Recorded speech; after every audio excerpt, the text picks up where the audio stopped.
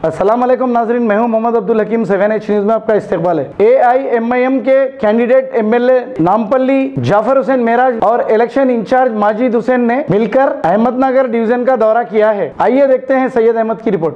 अहमदनगर सैयद नगर के अंदर आज पदयात्रा था, पैदल दौरा था। सुबह मस्जिद बिलाल गली से ये दौरा गिरते हुए अल सबा की पॉइंट पे आके ये दौरा इंतजाम पे पहुंचा है।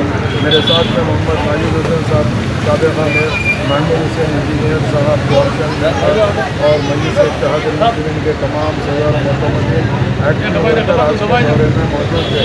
अल्हम्दुलिल्लाह मजलिस इत्तेहाद मुस्लिमीन नकीब मिल्लत बैरिस्टर असदुद्दीन ओवैसी साहब की सदारत में और हबीब मिल्लत जनाब अकबरुद्दीन ओवैसी साहब की क़यादत के अंदर ख़ास तौर से अहमदनगर डिवीज़न जो है वो मजलिस इत्तेहाद मुस्लिमीन के काम पे और क़यादत के ऊपर पूरा भरपूर भरोसा करते हैं हमेशा मजलिस इत्तेहाद मुस्लिमीन को आगे बढ़ के साथ दिया है।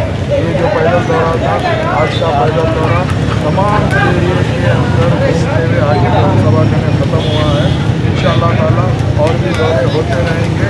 अल्लाह ने चाहा तो इंशाअल्लाह अज़ीम नामपल्ली असम्बली कॉन्स्टिट्यूंसी आने वाले टाइम पे इंशाअल्लाह अज़ीम एक बावक़ार जीत हासिल करेगी और नक़ीब मिल्लत को अहमदनगर डिवीज़न से भारी अक्सरियत मिलेगी और भारी वोट मिलेंगे।